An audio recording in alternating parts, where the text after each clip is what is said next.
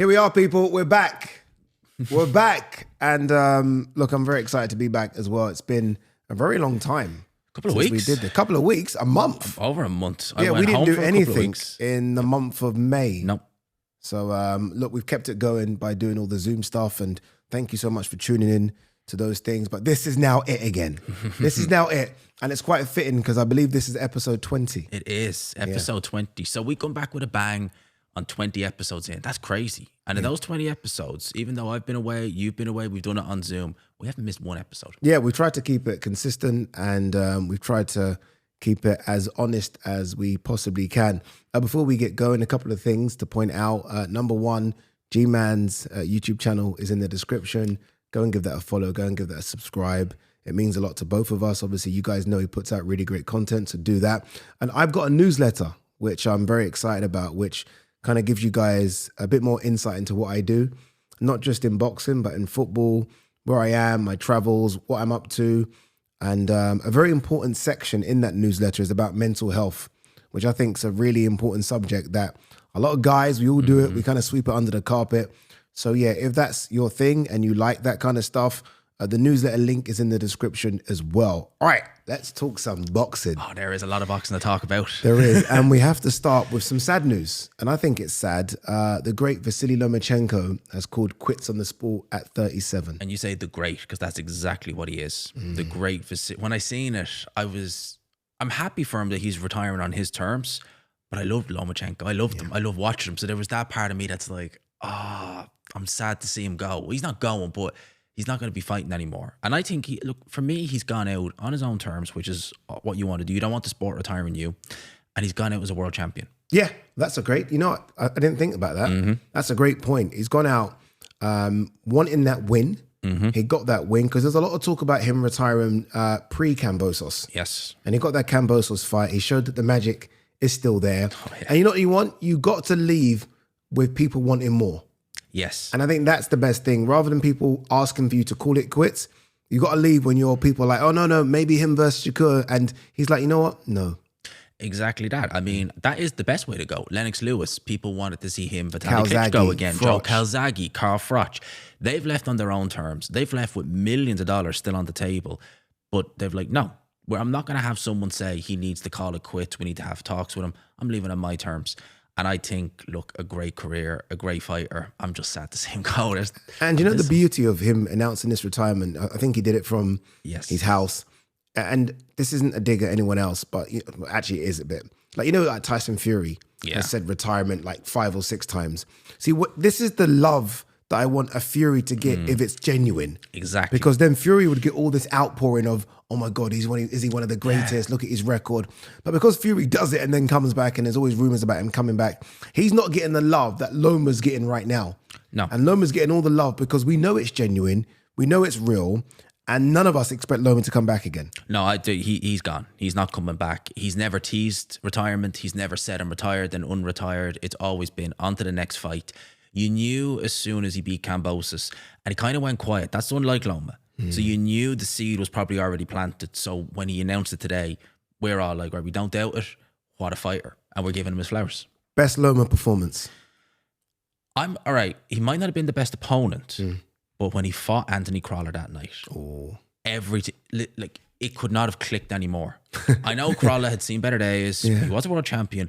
But like, when I looked at him that night, I was like Devin, Teo, they're not beating him. That Loma, the way, and I think Crawler said it was like being hit when he got the final right hook knockout, like someone got a taser gun and just went zip. Wow. He said that's how bad it was. It was just, he was never in it. Yeah, there's a couple for me. I think the Gary Russell Jr. performance, because Gary Russell was so good. That was the Gary Russell. Yeah, that was I think it was unbeaten, 24-0 at the time, Gary Russell. And to fight Gary Russell after coming off a defeat to Salido. So is the hype real? You lost to Salido, dude. Everyone's been talking about you. To go straight in there with an unbeaten killer and beat him. But then the fight that I remember thinking, he's really going into that tool bag and having to find something, Jorge Linares. Oh, yeah. Because Linares was still quite sharp. He was still good. And Loma was pushed back in that fight because Loma's undersized. I think we all know that. Fight. And the fact that he found something, it's like he went into that tool bag and found a tool that Linares didn't have and sort of finished it with a body shot. And I was like, Yeah, this guy's special. This guy is special because Linares has been calling for that. I remember I think it was ESPN. They were going mad when Loma was struck because they're not used to seeing him struggle, and they're like, "What's going on here?" I remember Joe Tessitore screaming at the top of his voice, but Loma just went into the bag. He done all his homework. He was like, "Right, I know what to do." Boom. And I think it was the 10th round stops him with the body shot. It was the 10th crazy. round. You know, I don't want to say he underachieved and underdelivered because that's wrong. Because ultimately he became a world champion in his 3rd fight, and he became a freeweight world champion after like 11 or 12 fights, which is not unheard normal. of. It's crazy. But I've always felt like Loma's career would be what Usyk is right now. Like I always felt like Loma would be the one that's a 2-way undisputed world champion. Yeah. Like if you were to tell me what of the Ukrainians is going to be pound for pound number 1 for 4 or 5 years, I'd have said Loma. I would have said Loma. So I'm kind of, it's weird that it's not Loma. Again, it's an incredible career, but I always felt like Loma was going to be the special one, not Usyk. I exactly the same. I always thought Usyk would be phenomenally talented because they fought on each other's undercards a couple of times. Yeah. And I always thought like, Usyk will do something at heavyweight, but Loma's the guy we talk about for decades to come. We still will. But I think in those weights, right, featherweight, and then you've super feather, and then you've lightweight, you've only got a couple of pounds in between. Usyk had to clear the cruiserweight division out before he could even attempt heavyweight because he needed to know, could he do it? Whereas with Loma, all right, I've won a couple of titles at 126. Let's go 130, win a couple. Let's go 135.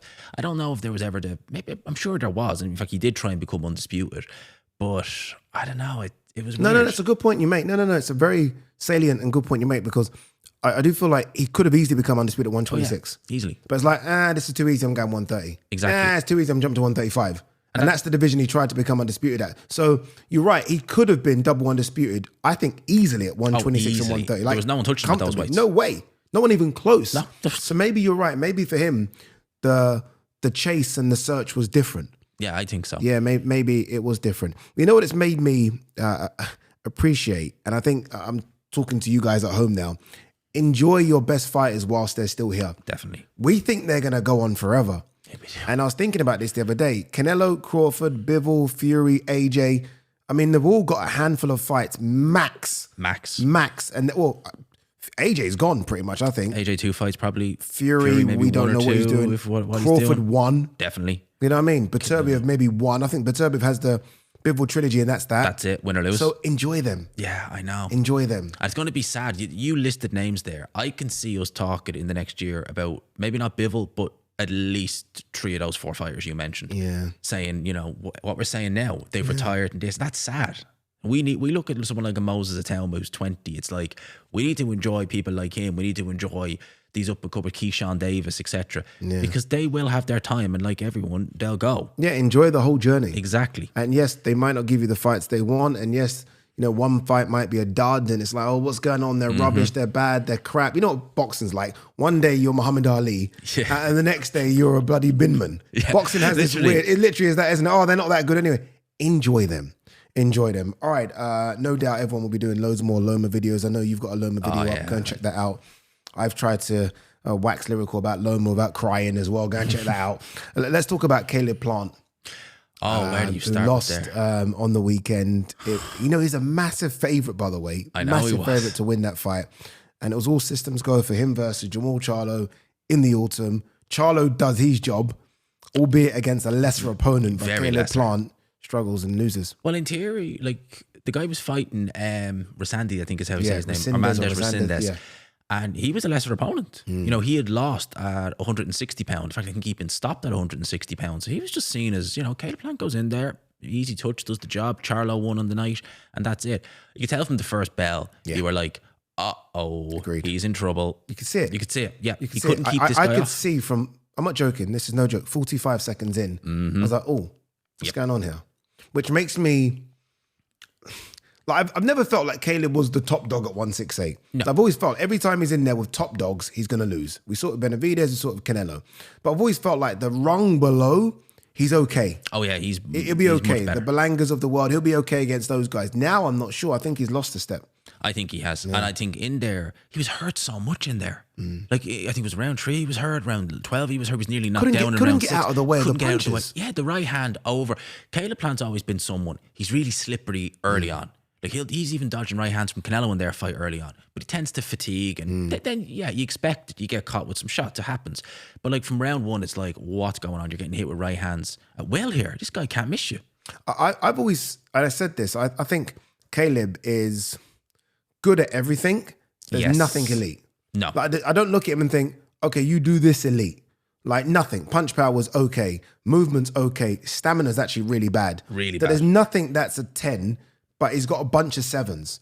And when you come in there against, you need a 9 or a 10 just to get rid of those type of guys. Exactly. In something. Yeah, and he didn't have anything. You need something. Like a good example, like Deontay Wilder, he was literally a 5 in everything apart from punching power. Good shout. And that made the difference in so many fights. And Caleb Plant didn't have punching power, didn't have the stamina, didn't have anything in there.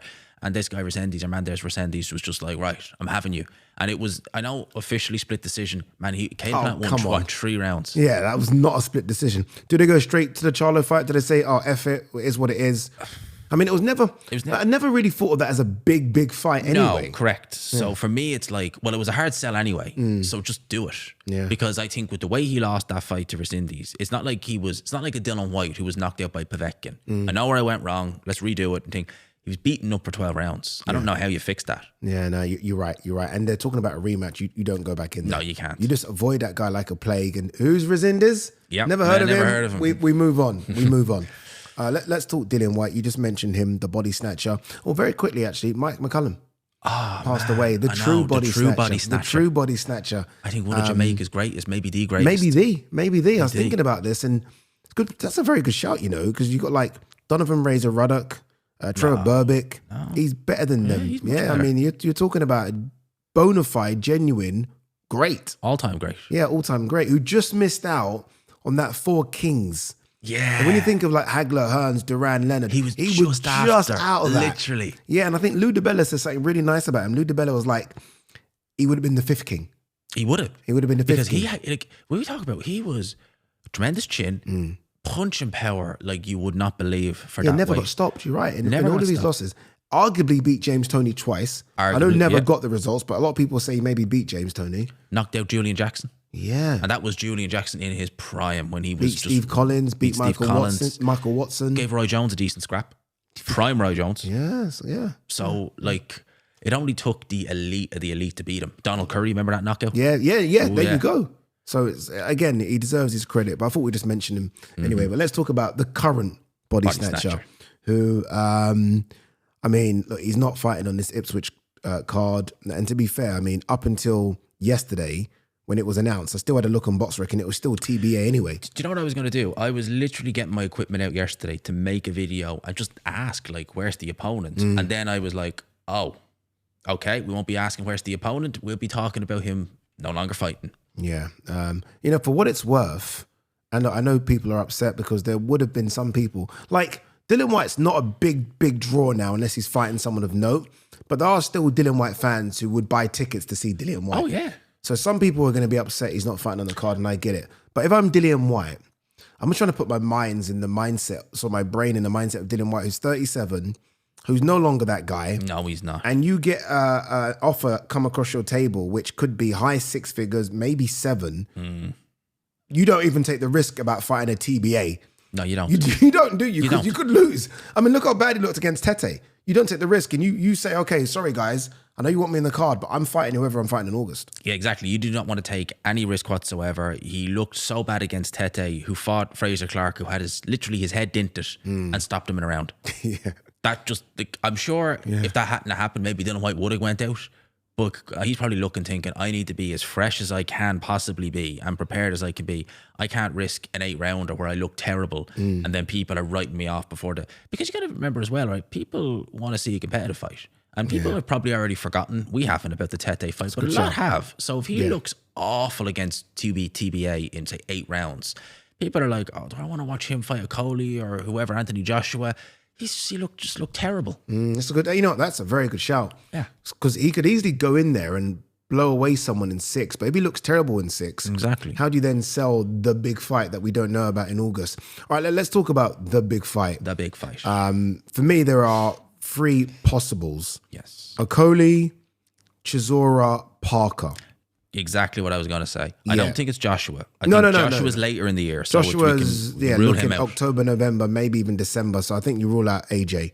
So okay, of those three, who do you think it is, and who do you want it to be? I reckon it's probably going to be a Coley. Ooh, I reckon it's probably going to be a Coley because I think they'll do. Is that a big money fight? That's the question. Is it? that a If big it money happens fight? in August, could it be on one of those Riyadh shows? Of the names, I think that's the lesser money. I think that's the least out of the three of them. Yeah. I think that the most money and the fight that I most want to see are Chisora and Chisora. I think he gets the most money for Chisora, and it's the fight I most want to see. Okay, yeah. I think that those two. But I think it may likely be. I just have a feeling it will be a Coley. Yeah, Coley, to be fair, is the one that's screaming for it. Exactly. He's been doing it for ages. Yeah, and I did a video, and you've made me think about it now. I did a video and I said I think it's Chisora, but I'm hearing so much about Chisora Parker. Like, it's not going away. I'm hearing it constantly. Really? Yeah, I'm hearing a lot about it. I think Parker even called out Chisora. He did. And if Parker calls out Chisora wants a big fight. And Chisora ain't getting a bigger fight than Parker right now. No. And So I can almost see that happening. And I know Chisora's training.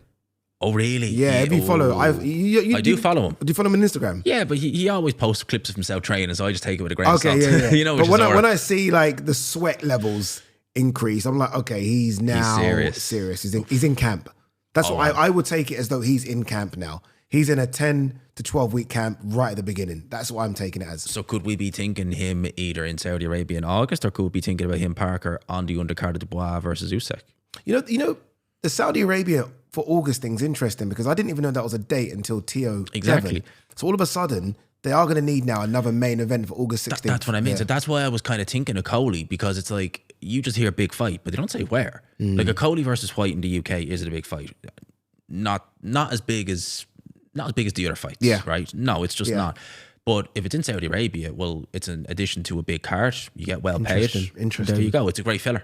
Yeah, no. Interesting. It will probably main event in the O2 or the OVO, but you could put that on a really, really good undercard in Saudi. No questions asked. Yeah, no, I like it. I think I like it. And I can imagine now you're saying that, I'm starting to build that card in my head. And all of a sudden that card says Chisora Parker. It says White Okoli. It potentially could have White Okoli. Yeah. And it could have a Bukoli on it as well. it becomes interesting. It becomes interesting. It does become interesting. Yeah. And if in doubt, put heavyweights on. I always say that. Always works. If in doubt, bring out the heavyweights. Doesn't even matter if they're in 8-rounders, whatever they are, just put heavyweights on and people will be happy. All right, a couple more bits here. I like the fact I've got my laptop here, so we're not missing It's a good anything. addition, isn't it? I'm not missing any news because every time me and G-Man film, we normally go and get a bit of shisha after. Not recommending it to the kids out there. I'm just saying that's what we do. We're adults. We're grown. And we're like, oh, we forgot to talk about this. So I'm like, you know what? No more. We've got it. Callum Simpson. It's a bit unfair. Like, I don't know, fair, but it's a bit of a shame he's gone under the radar. Gone under the radar. Which is a shame because he's such a fun fighter. You showed me a picture last week of him and David Benavidez, and like it's very rare a picture shocks me. Man is massive. Yeah. And by that, he means he's bigger than Benavidez. Exactly, he is bigger than Benavidez. And it's weird because everyone thinks of Benavidez as the biggest human on planet Earth. Callum Simpson, a 168 guy, is bigger than Benavidez, who's now supposed to be the biggest 175 guy. Exactly. Yeah. It's crazy. Yeah. He's doing it in Barnsley Stadium, isn't it? Yeah. Isn't it? Is it Oakwell? Oakwell. I think that's the name of it. Yeah. He's doing it. Another stadium fight. He is so popular there. And he's such a good fighter as well. I remember when he fought, I think it was at Jack Cullen. Yeah. And it's the first real proper time I had a look at Callum Simpson. I was like, man, this guy is talented. Callum Simpson's very good. Obviously, this is a European title fight. And when I spoke to Callum Simpson last week Thursday, he was like, look, I've done it the traditional way. Oh, yeah? I've done English, British, European. This is now Commonwealth. Now this is me doing European. And I said, I love it. That means you win this, you're ready for Worlds. Exactly. You're ready for Worlds. I'd love to know if him being a big ticket seller crosses over to him being like numbers on TV. I'd love to know how well he does for Sky Sports when it comes to just viewership. Unfortunately, this will be a bit of a grey area on this particular card. It's going up against Fabio Wardley. Yeah. So it's I hate seeing that when cards go up against, because to be honest with you, a lot of people have forgot about this. I ain't going to lie. A lot of us have. I forgot about it. Genuinely, a lot of us have. And it's like, oh, crap, Callum Simpson, because I love watching him. He's fun to watch. I think it's been promoted horribly. Oh, God, yeah. And this is why I think people need to stop the bullshit of the Sky Sports machine. I hear it so much. I'm like, guys, it does not exist anymore. Nope. Because this is a great example. You've got Callum Simpson, who does great numbers. And again, where's the Sky Sports machine? Like, this should be bigger than Fabio because it's Callum Simpson and Sky Sports are behind it. But it doesn't feel like it at all. Do you know what, right? I've heard more about GBM show in Galway because they've been promoting the hell out of it this week. I've heard more people talk about it, even on TalkSport, about a show that's coming up the end of this month in a stadium in Galway than I have of a fight this week in a stadium in the UK. See, and I'm not talking about war, I'm talking about this. That's crazy. That just shows me that the Sky machine is not what it used to be. There's other ways, and you will hear more about it on TalkSport, DAZN, etc. Yeah. Because again, GBM, we hear more about that. I actually think, I don't know if Ben Shalom's done a bad job or if Queensberry and DAZN have done a very good job. Because this Fabio thing, I think you know what it feels like? It feels like this Callum Simpson fight, and it's not been, but it feels like it's been rushed. Whereas Fabio feels like it's been a 3-month build-up. It has. Even with a change of opponent. It literally has. I mean, like, I think obviously a change of opponent, but this was the start of April. Yeah. Like, I was actually back home when I seen you doing the press conference. Yeah. I was literally home for a couple of days. Yeah. So you're talking, that's 2 and a bit months. So it's been consistently built for those 2 months. Whereas this was just kind of, oh, Callum Simpson's fighting. Oh, this is the first I'm hearing of it. Yeah. And by the way, and Ben, this isn't a direct dig at you, Mr. Shalom. We get on. But Adam Azim being on this card makes absolutely no sense. But let's put one of the biggest prospects that we have.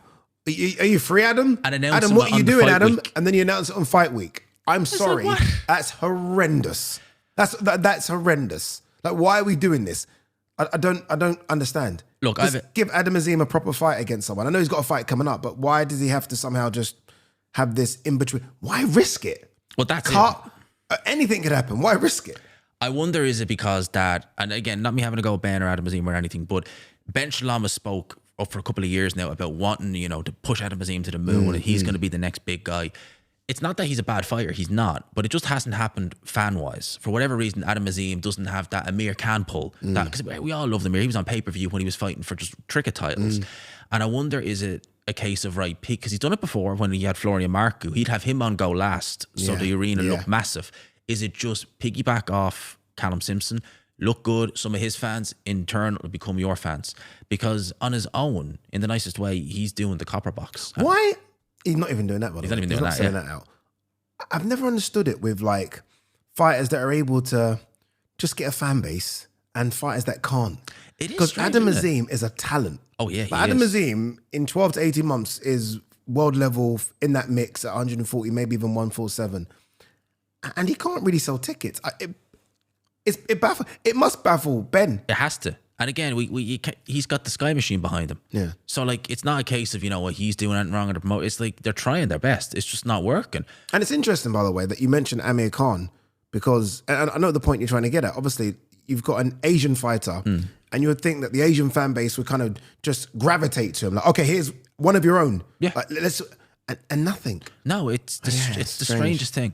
It really is, because I remember I was in secondary school in the Amir Khan days, and it was just... Dude, he hadn't even fought a world title, and you just see arenas packed. Massive. It was crazy. And not just that, but Amir Khan got the fan base to travel to America to watch him fight. Amir Khan was honestly enormous, and I don't know, maybe it's just different now. I don't know what it is, but it is a shame. Josh Kelly fights as well. Again, you talk about a fight. You talk about a fight going under the radar. I mean, literally. the Callum Simpson is one thing, man. dude. No, this Josh Kelly one is just...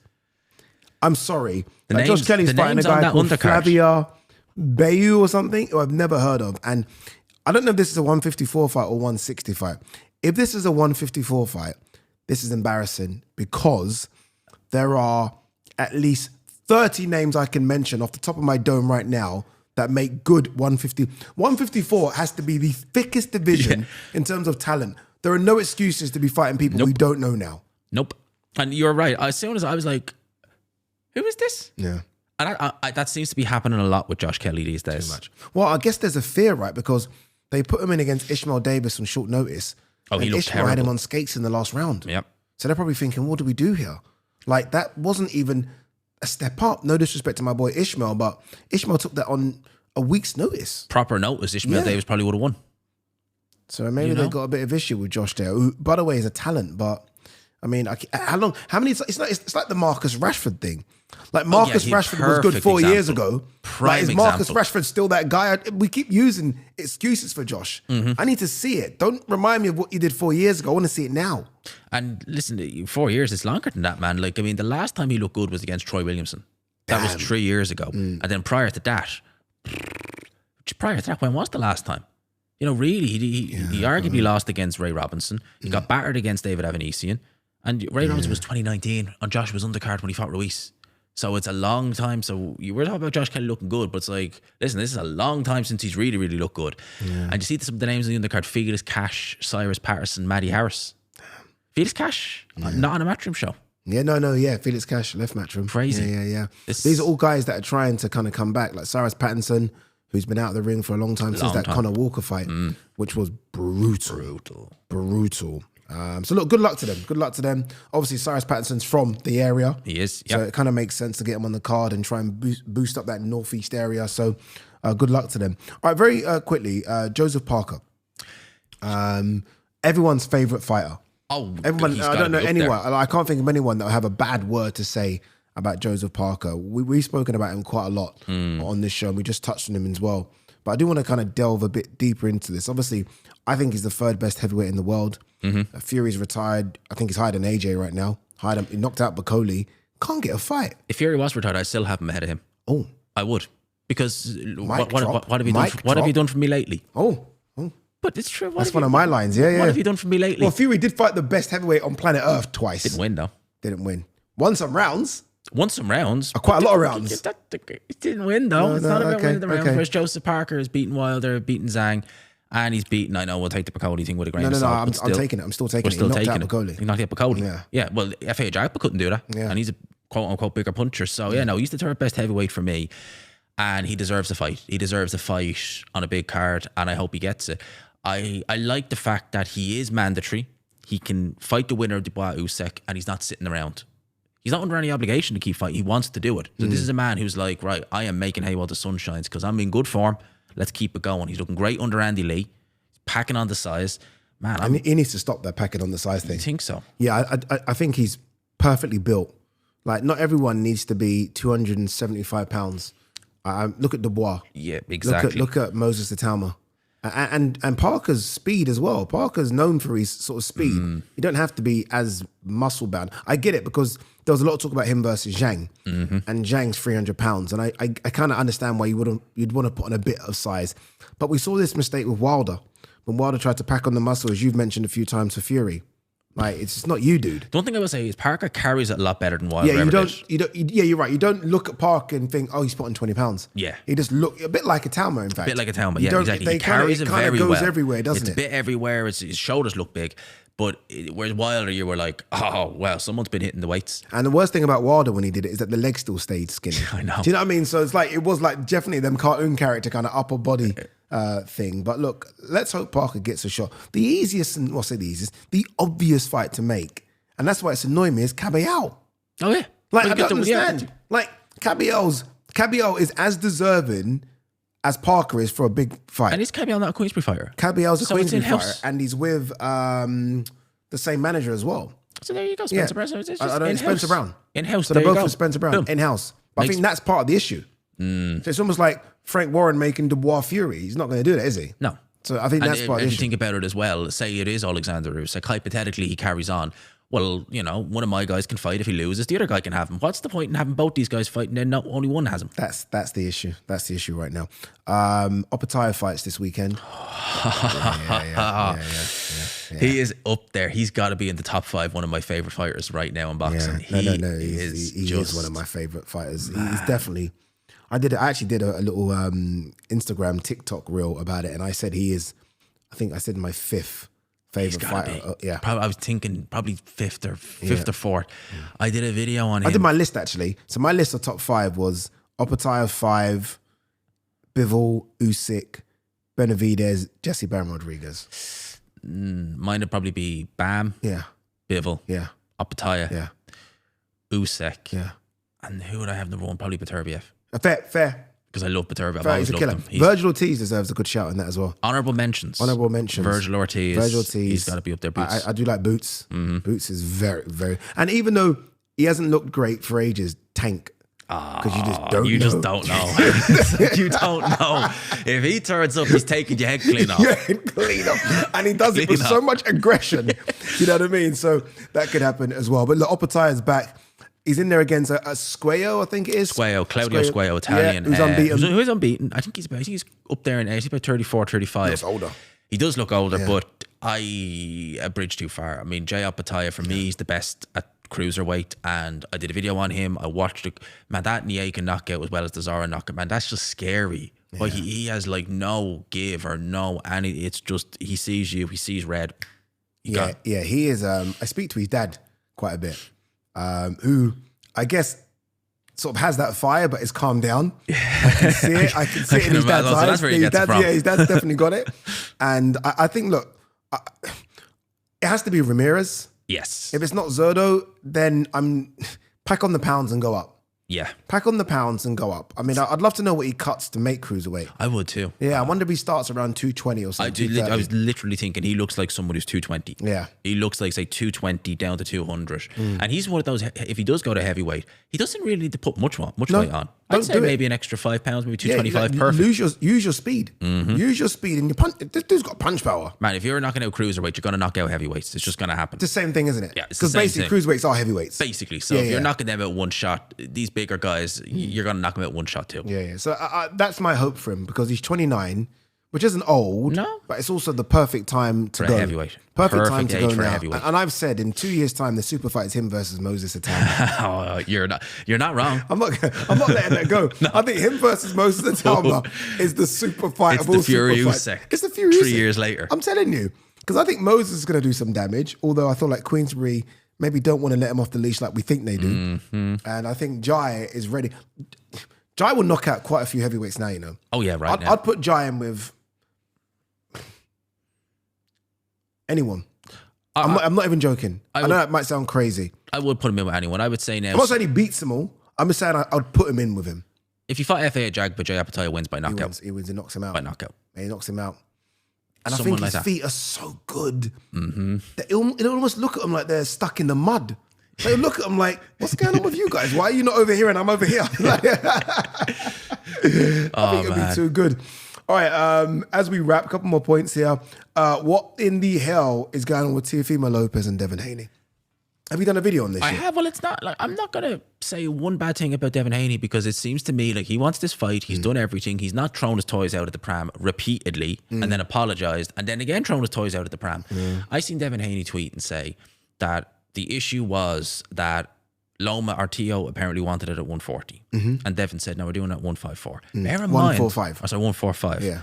Bear in mind, TEOFIMO Lopez was happy to call out Boots after Barbosa. So you're happy to fight Boots, who's even bigger than Devin at 147 pounds. Dude, he called out Crawford at 154. Crawford at 154. Yeah. So like you're willing to go and fight them, but a guy who's roughly your size at a catch weight, no. I find that interesting because Teo, as much as Teo pisses me off with his racial slurs and stupid antics, is no way on earth I think Teo's scared of Haney. I'm not having Teo scared of Haney. I just can't accept that Teo's... You don't call out Boots and Crawford and are scared of Devin Haney. You just don't. You don't know, do you? You don't. You don't. No, you don't. Realistically, you don't. This is the guy that you saw get squashed by Ryan Garcia and didn't look great against Ramirez. No, you're not scared of that guy. You're not scared of that guy. And you're probably looking at him thinking you're damaged. What is it then? Money? It has to be. What else could it be? Because I'm struggling here, because it's like, it's not the weight. It has to be money.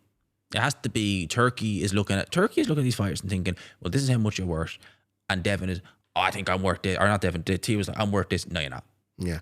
Dan Raphael tweeted something along the lines of Teo got offered a certain amount of money for Boots and he wanted that same money for Devin.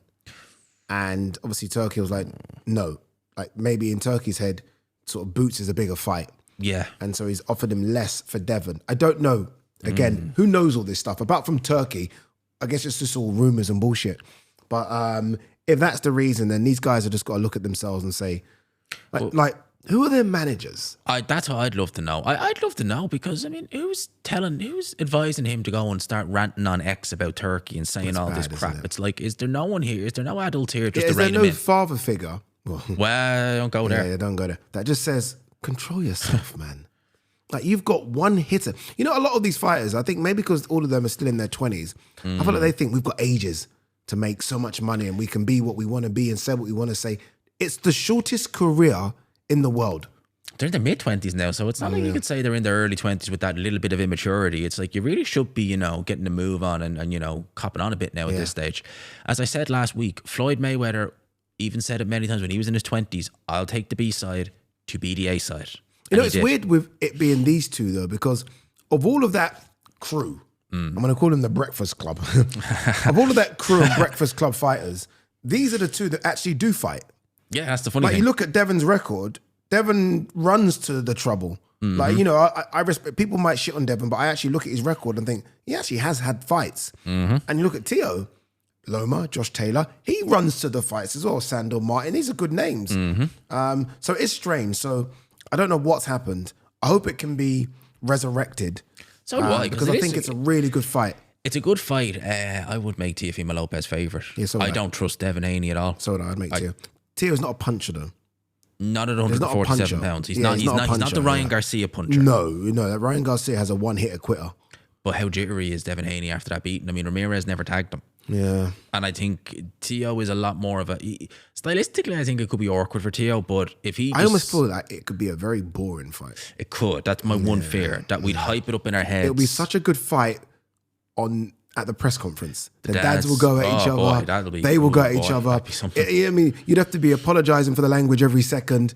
But then it could just be flat once they get in the ring. Yeah, God help whoever's hosting the press conference. The apologies are going to be just raining in. Yeah. They'd have to have this thing that just pops up on the screen because the host couldn't do it. Proceed with caution. Yeah, indeed. But the fight probably, I agree, it would probably be a high-level chess match. Yeah. But look, let's hope it happens. As for Boots, on the flip side, if he's not fighting Teo, and this is the second time he's turned this down, 154. He's got to go 154. Like, if Boots' next fight isn't Virgil Ortiz, I'm ranting and I'm making numerous videos about it because what are we doing? I agree. What are we doing? Like, you have to fight a big name now, dude. Yeah, I'm sorry, you lost. Like, Stanionis was a big name because he was a world champion. Stanionis is not a big name. No, he's not. Do you know what I mean? Exactly. Like, he lost 3 or 4 fights. Avanesian. The guy that we can't pronounce. Karen. We just call him his first name. Should we call him Karen? These are not big fights. No. If I'm Eddie and I'm like, spend all this money on you, I want a big fight. Took the words out of my mouth. Eddie Hearn's got to be looking, thinking, this is my investment. What the hell? Yeah. I want a big fight. You need to fight Virgil. Yeah, so I need to start making a bit of money off you. Yeah, if this doesn't happen, move up to 154. And you will get big fights there. Yeah. All right, we're going to end the show on Fabio Wardley. I was wondering. I was like, end the show on Fabio Wardley. Takes on Justice Huni this weekend, Portman Road. I'm hearing they've done over 20,000 tickets. Congratulations to everyone. Fingers crossed the weather stays good. Or stays good, gets good, because I'm looking out the window right now and it ain't great. No, it's not. And it has forecast for showers. It's been a rough day in London with rain today. Like, hopefully the East Anglian region on Saturday is nice. These stadium fights are so risky. They're very risky. Over here, I mean, this isn't bloody Miami. And they have to walk. You see them walking to the ring with the bloody the bags on their feet. Yeah. It does look a little bit silly. Yeah, and not just from that. I mean, we talk about the fires, the fans. Oh yeah, the fans get getting showered down. It's an awful I went event. to when Fury fought Francesco, I think Pianetta, years ago. He fought him in Windsor Park on Carl Frampton's. Was that his first fight after coming back? That was his second fight after coming back. We fought was the first. In Windsor Park, right? Carl Frampton was headlining, and it had an absolute downpour. And like, I went out with the shirt and all. Like, I literally just had to throw them in the hotel room. We were going to have a shower because they were destroyed. Yeah, see, it just doesn't make it a great night out. Like, we all remember these stadium fights, not because the fights deliver, but it's a great atmosphere and the weather's great. Like, AJ Dubois just somehow was perfect. It was lovely. Just perfect. It was a great night everything out. Clicked. So fingers crossed it works out for Fabio. He's fighting obviously in his hometown. I can't ever remember a fight in Ipswich. I'm sure there's been one, but I can't remember. So this is a big thing for Ipswich. It's a big thing. Is Justice Huni a tougher opponent than Jarrell Miller? No. Okay. Resounding no. Oh, resounding no. Okay. Jarrell Miller is he'll have a harder time trying to find Justice Huni than he would Jarrell Miller because he's harder to miss. But Miller would have come forward. He would have applied pressure. He would have made Fabio Wardley work. And Fabio Wardley's gas tank in the first fight against Clark wasn't amazing. Yeah. Nor was Fraser Clark's, but both of them were tired, and he'd have to hit him and hurt him. All right. Daniel Dubois was able to move and box. He was able to keep him. Well, that was a 10-rounder, by the way, as well. So this thing is 12. That's altogether different, right? That's a tough fight. If you can get through it, happy days, but it's a tough fight. I would have still picked Fabio Wardley, but not as confident. This guy is going to be awkward. He is going to move, but he will slow down. He's been hurt by Kevin Lorraine and he's been dropped. We've seen that clip of him getting dropped in sparring. Fabio Wardley. I haven't seen that. I've seen that clip. What clip? There's a clip doing the rounds of... Is this recent sparring? I don't know if it's recent, but it looks like it's in the last year. Now, he wasn't wearing headgear. Okay. So we can't, so at least he wasn't wearing, so you could say that. And it was only a flash knockdown, but still he was dropped. Still, getting dropped is dropped. Getting dropped is dropped. I think every heavyweight's been dropped. Every heavyweight not named Usyk's been dropped. Literally. Every one of them has been dropped, apart from Usyk. But I think once Fabio Wardley gets into it, he finds his room, he'll land a shot, he'll hurt him, and he'll take him out in Fabio Wardley fashion, just like that. I think it'll be more awkward the first couple of rounds than Miller would have been, but it's not going to be as tough. Miller would have been way tougher. Yeah, I think just Miller's size and presence and experience. He takes a great shot. Yeah, great shot. Like, Dubois hurt him, but couldn't put him down. Yeah, exactly. And just, he's 100 pounds bigger. That has to count for something. I mean, we talk about weight classes. I mean, this is a super heavyweight who is coming off a really good performance. I fought against Andy Ruiz, which is almost forgotten. And now the defeat against Daniel Dubois doesn't look so bad, especially when he took it on 6 weeks' notice. So I agree with you. The only thing with Huni is that unbeaten fighters are unbeaten fighters. Yes. There's a level of pride that if I'm going to lose, I'm going to lose. They don't know how to lose. They don't know how to lose, exactly. So it will be interesting, but I'm with you. I think Huni will maybe outbox him for the first 3 or 4 rounds. Then Fabio will just get him. Yeah, he's been outboxed before in fights. Nick Webb outboxed them. Nathan Gorman outboxed them. So look what happened to those guys. Yeah. You know? Yeah, no, you're right. They found out the hard way. Even to an extent, Fraser Clark. Exactly. Yeah. And they all found out the hard way. This guy clearly has dynamite in hands that you just are born with. And the speed, everything. Again, the speed. He's the faster of the two. Definitely for my money, he is the faster. So it's going to be a nightmare for Justice Huni in there. How far away then? And I put this to Fabio because I said, look, the top 3 are Usyk, Dubois, and Parker. How far away is Fabio from that lot? If he wins on Saturday, he'll be ranked, I think, number 2 of the WBA. He will be. Or number 3 or something. How far away is he then? I reckon a year, maybe 2-3 fights. Is he almost a forgotten one? Because we always seem to I think so. like almost all of a sudden Moses Atama's like above him in some people's estimations as who is the next guy. And if you're Fabio, like, well, 1 second, I'm unbeaten, British Commonwealth. I'm now fighting for the WBA International, WBA whatever. Like, I almost feel like Fabio gets a bit of disrespect because he doesn't have this. I don't know what it is. No, do you know what I think it is? I think it's, and look, I'm guilty of it. I think we're all guilty of it. We look at a guy and we look at his background in terms of boxing and we're like, how can a white collar fighter who literally only fought white collar, how can he do this? And I think that kind of like distorts our vision sometimes. And we think like, even though we can see he's improving, he's looking so good, we're like, he started in white collar, you know, amateur background. Yeah. And we can't, a lot of people, I think I do it. We all do. We look at that, we're like, I can't get rid of that. But then we see the product in front of us and we're like, oh my God, he looks brilliant. There you go. You're like, if we didn't know about that, like say no one told us about this white collar background, you'd look at him and say, oh, he's had about 50 amateur fights. You look at him and say, because I mean, Deontay Wilder got a bronze medal in the Olympics. Deontay Wilder got a bronze medal at Beijing Olympics. He didn't look like he's had an amateur fight in his life. Do you know what I mean? He can barely throw a 1-2. But when he does throw that 2, you're out. It's a 10. And Fabio's kind of got that about him. Like Fabio's got that. I'm not saying he's got the same punch power as Wilder, but he's got punch power. Oh, big punch power. He dented Fraser's face. Like he broke his jaw and he's dented his face, and that's there permanently. Yeah, that's a scary knockout, man. Yeah, and he's got so much fire in him. Yeah, it'd be interesting to see. I think he knocks out Justice Huni. It'd be interesting to see who he fights next because he says he wants to be out quick. Oh, yeah, he wants to be out quick. In fairness, he was literally October last year, 1-round job, and he's only back now in June. Yeah, he's missed. He could have been out literally. He could have been out on the Usyk Fury undercard. Yeah, he said he had this stadium planned. And that's why it's taken so long. He needed it to be end of the season. And that's why he's waited so long for it because he just wanted to do the stadium fight. So, I'm going for Fabio. Going for what round? I'm going to say rounds 4 or 5. I love the way we look back at this and we've always got it wrong most times, to be honest with you. So if I get this right. I feel that we will both get this right. I think we'll be. I just want to end very quickly on this one. The other day I did a video and I said my top 5 British fighters of all time. And I said not best, so this isn't ability. Okay. This is just in terms of top 5 you like to watch. You like to watch. Okay. So I said Prince Nassim Hamed, Nigel Benn, Carl Froch, AJ Lennox Lewis. Nigel Benn. Number 1. Number 1. Okay. He was my favourite. Dark Destroyer. David Hay. Good shout. Such David a good Hay. shout. David Hay. I was his biggest fanboy growing up. Yeah. I was such a David Hay fanboy. Many people were. I almost feel like he's almost forgotten, but he was fantastic, man. The Haymaker. Just incredible. Joe Calzaghe.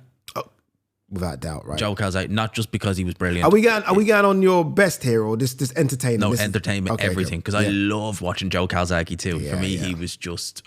that Mikael Kessler fight, but the one against, what's the American Lacey. again? Jeff Lacey. Who came over like the mini he was Mike the favorite. Tyson. Like, they were like the next Mike Tyson, unbeaten. And he destroyed him. Ruined his career. Yeah, finished him. Literally ruined his career. Finished him. Americans thought that was the next thing. Yeah. The next pay-per-view star, finished him. All right, that's 3. Anthony Joshua. Number 4. And then I'm going to go Prince Nassim. Wow, Prince Nassim that low. That low. I love him, Yeah. but they're my guys. So wait, no Ricky Hatton, no Tyson Fury. I was never a big... I loved Ricky Hatton, and I wanted him to beat Mayweather, but I was never like that with Ricky Hatton the way I was with like a David Hay or a Nigel a Nigel Benn. I watched. Was Carl Froch in there?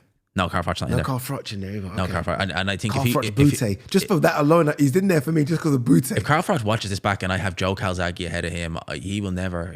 I'm on his list now after that. I put my list up on Instagram and he said, cheers, Ade. Really? I was like, yeah, he said, cheers, Ade. Thank you for having me. Because I think he's surprised I had him at number 3. But I was just in the era of Carl Froch fighting everyone. Literally for everyone. Like, literally didn't duck anybody. That's why David Hay is so high, because as much as I love Nigel Benn and he's always going to be number 1 because he was just phenomenal, David Hay was like... When I was in school, when I was getting into boxing, David Hay was I think he'd just beaten John Mark Mormec. I was liking what I was seeing. He fought Enzo, and then he was a heavyweight. So I was just, David Hay is God. Yeah. That's what I was like with him. Nah, David Hay just looked the part. Good looking kid, great physique. And you almost felt like every fight could end in 10 seconds. Like that. As it did against Enzo Maccarinelli. All right, there you go, guys. Episode 20 in the books. Thank you, as always, for tuning in. You guys know what to do. Like, share, comment, all the good stuff. And we will see you next week for episode 21.